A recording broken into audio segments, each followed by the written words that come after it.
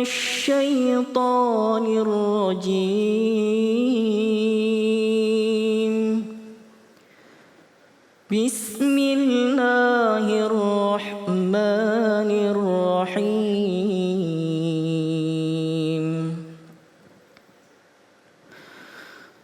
قل يا عبادي الذين أسرفوا على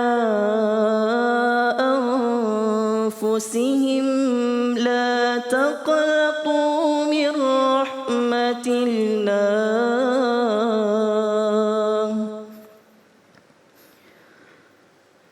يا عبادي الذين أسرفوا على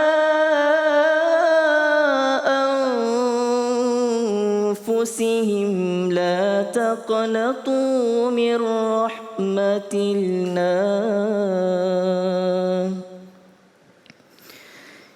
إن الله يغفر الذنوب جميعا. إن الله يغفر الذنوب جميعا.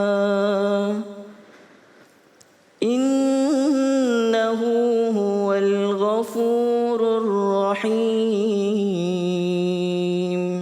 صدق الله العلي العظيم.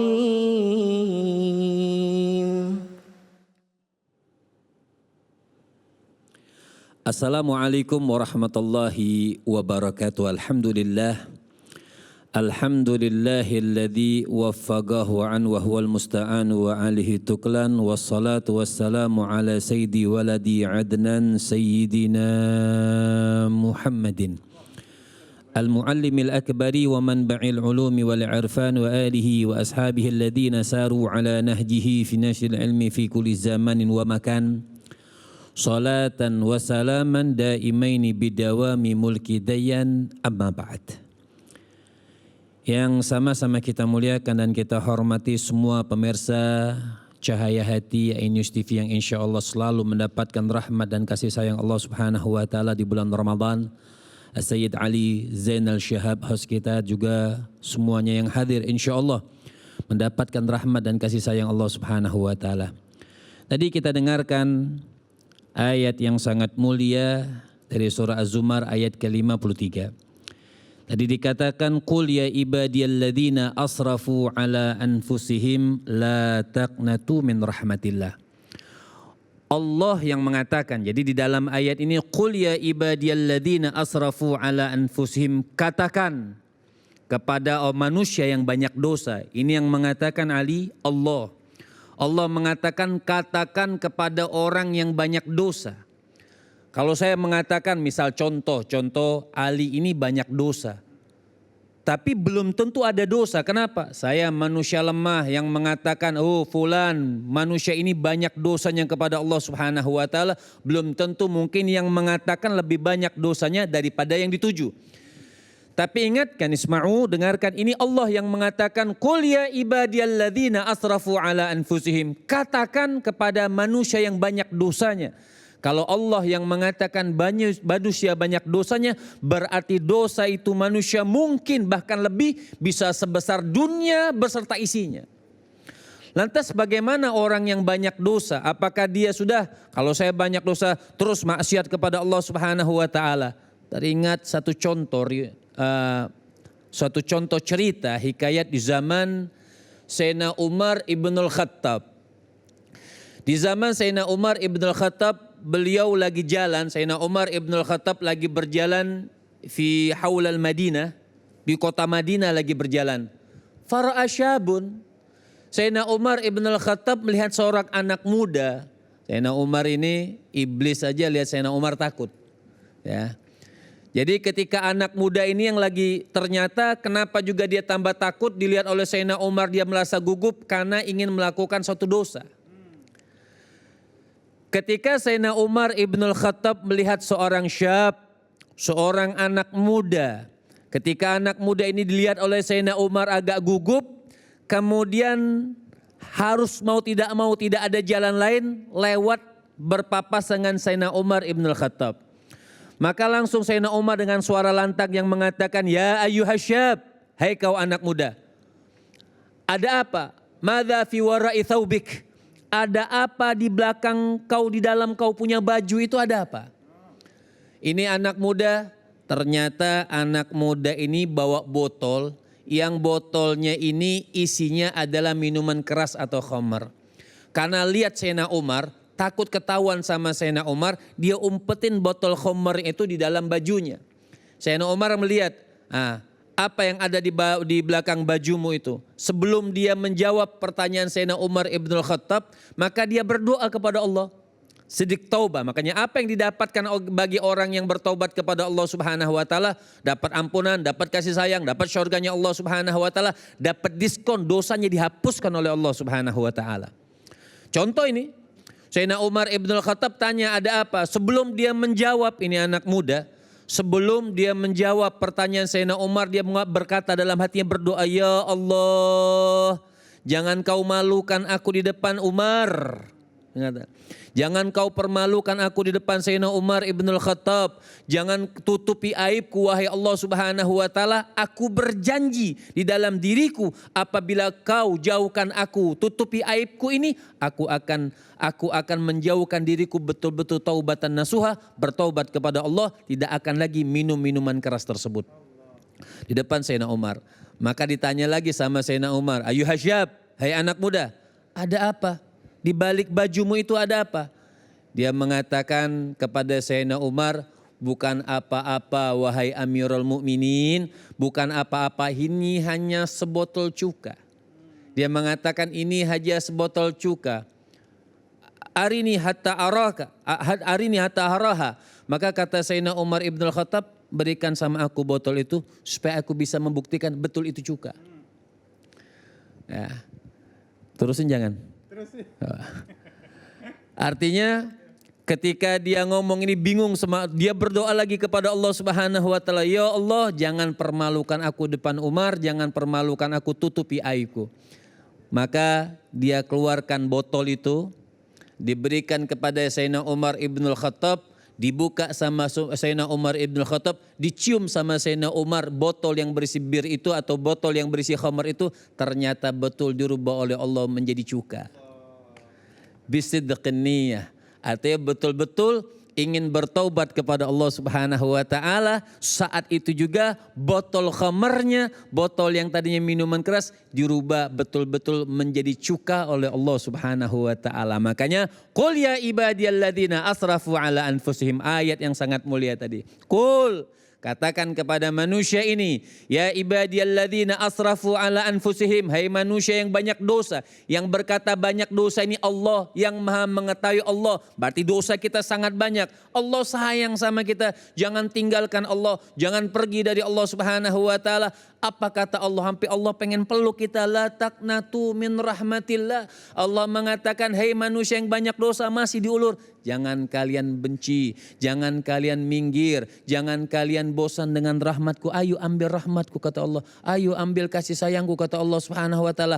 Ayo ambil rahmatku, syurgaku luas kata Allah Subhanahu wa taala. Hai manusia, la taqnatu min rahmatillah, innallaha yaghfiru dzunuba jami'an. Sesungguhnya Allah Subhanahu wa taala yang maha berhak untuk mengampuni dosa-dosa manusia. Jadi kalau ditanyakan dapat apa manusia bertobat? Ya dapat kasih sayangnya Allah. Dapat ampunnya Allah Subhanahu wa taala. Dosa kita bersih, dibersihkan. Kan sering kita dengar seseorang yang banyak dosanya dengan sebab hanya memberi minuman seekor anjing yang haus, maka dosa perempuan tersebut semuanya diampunkan oleh Allah Subhanahu wa taala. Allah kenapa? Lahadhat, sedikit saja kita bisa mengambilkan ridhonya Allah Subhanahu wa taala, kasih sayang Allah Subhanahu wa taala, maka ampunan akan diberikan oleh Allah Subhanahu wa taala jalla jalaluhu wa ta'ala azamatu. Innallaha yaghfiru dzunuba jami'an, karena Allah Subhanahu wa taala yang maha mengampuni dosa manusia. Sampai dalam satu hadis Allah Subhanahu wa taala, innallaha yabsutu yadahu bil laili liyatuba musii'un nahar wa bin nahari liyatuba musii'il lail.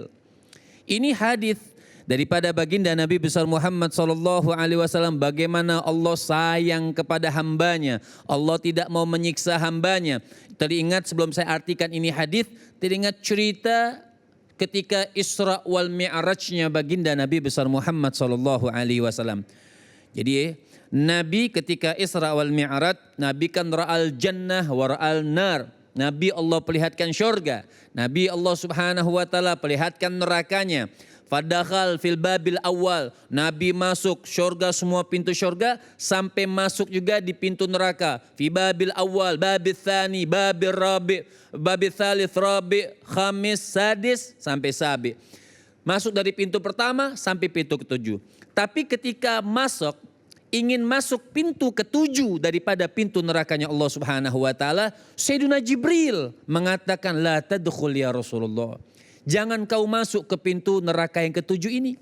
Maka Rasulullah bingung, kok boleh dari yang pertama sampai ke 6 boleh masuk. Kenapa yang ketujuh tidak boleh masuk? Takhabbar alayya ya Jibril. Tolong kasih tahu sama aku wahai Jibril. Ada apa? Dan siapa mereka yang disiksa oleh Allah subhanahu wa ta'ala di pintu neraka yang ketujuh itu. Di dalam neraka yang ketujuh itu.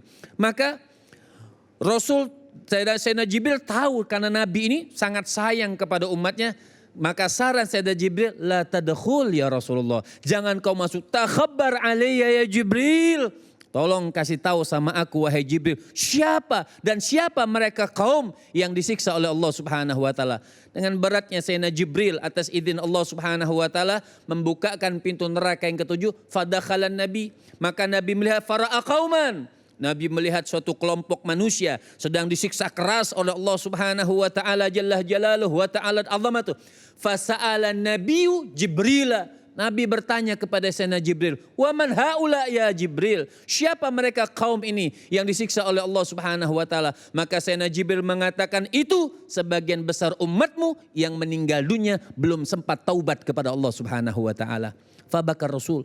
Maka Nabi SAW nangis di hadapan Allah subhanahu wa ta'ala jalla jalaluhu wa ta'ala azamatuh. Jadi selama kita belum diangkat oleh Allah subhanahu wa ta'ala, innallaha yabsutu yadahu. Allah setiap hari membentangkan rahmat. Artinya membentangkan tangannya itu rahmat Allah subhanahu wa ta'ala. Untuk apa rahmat ini dibentang oleh Allah subhanahu wa ta'ala? Allah tunggu nih. Liyatuba bilaili liyatuba musi'an nahar. Allah subhanahu wa ta'ala terima taubat manusia ini. Setiap hari Allah bentangkan rahmatnya agar manusia yang berdosa pada malam hari, ayo di siang hari diterima taubatnya oleh Allah. Yang mereka di siang hari berbuat dosa kepada Allah, pada malam hari ayo diterima oleh Allah subhanahu wa ta'ala jalla jalaluhu wa ta'ala azamatuh. Jadi selama manusia berbuat dosa kepada Allah subhanahu wa ta'ala, kemudian dia kembali, kemudian berbuat dosa. Lihat satu cerita, Nabi langsung yang menceritakan ada seseorang yang membunuh seseorang 99 kali dia bunuh orang tersebut.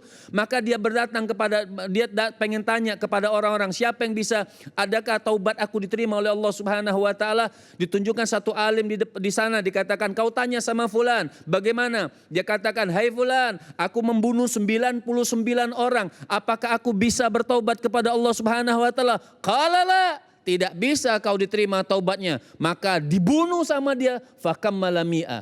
Maka dia bunuh orang yang mengatakan tidak bisa taubat itu. Maka lengkap dia sudah membunuh 100 orang dia bunuh. Dia cari lagi. Ada enggak orang yang bisa aku pertanyakan bagaimana caranya aku diterima taubatnya oleh Allah subhanahu wa ta'ala. Oh kau datang ke kampung itu kau tanyakan. Maka dia datang kepada kampung tersebut, maka dia bertanya, aku sudah membunuh 100 orang, apakah bisa taubatku diterima oleh Allah? Qala na'am, man yahulu bainaka wa baina taubah. Bisa, sangat bisa. Siapa yang menghalangimu antara kau dengan Allah subhanahu wa ta'ala? Bisa bertaubat. Oleh karena itu, perbanyak istighfar. Kita tahu Nabi perbanyak taubat kepada Allah subhanahu wa ta'ala. Tidak usah doa yang panjang-panjang. Kita sekedar Nabi wa kana Rasul sallallahu alaihi wasallam yastaghfirun Allah fi kulli yaumin wa laila 70 marrah wa qila 100 marrah. Nabi itu tidak punya dosa, tapi selalu membaca istighfar kepada Allah setiap hari 70 kali, dalam satu riwayat 100 kali. Wa fi kulli ahyanihi, dan setiap waktunya beliau selalu berzikir kepada Allah Subhanahu wa taala. Oleh karena itu perbanyak istighfar. Mungkin yang di dalam Ratibul Haddad asal kita sering astaghfirullah rabbal baraya, astaghfirullah minal khataya. Ini kan permintaan taubat kepada Allah Subhanahu wa taala. Banyak baca doa ini, astaghfirullah rabbal baraya wa astaghfirullah minal khataya. Ya Allah, ampunin aku meminta maaf kepada Engkau dari segala dosa-dosa dan kesalahan-kesalahanku, kata Allah.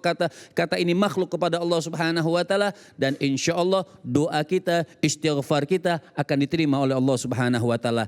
Yang jelas kuncinya la taqnatu min rahmatillah. Doa tadi kita baca, jangan katakan, oh mungkin aku sudah terlalu banyak dosa kepada Allah Subhanahu wa taala, apakah mungkin dosaku ini akan diampunkan? Sangat mungkin. Allah sayang kepada hambanya, Allah senang kepada hambanya yang selalu minta maaf, yang selalu mengakui dosanya kepada Allah Subhanahu wa taala. Maka selalu baca istighfar bangun malam, khususnya di bulan Ramadan yang mulia, bulan Ramadan yang agung ini, kita bertobat kepada Allah Subhanahu wa taala. Amin ya rabbal alamin. Amin ya rabbal alamin. Terima kasih Habibi, ilmunya Masya Allah ya. Perbanyak istighfar, jangan pernah lelah untuk beristighfar ya. Saudaraku yang dimuliakan oleh Allah Subhanahu wa taala, saat lagi kita akan mendengarkan kisah para nabi yang insya Allah akan disampaikan oleh guru kita Syekh Fikri Thariq. Tetap bersama kami di Cahaya Hati Indonesia Ramadan.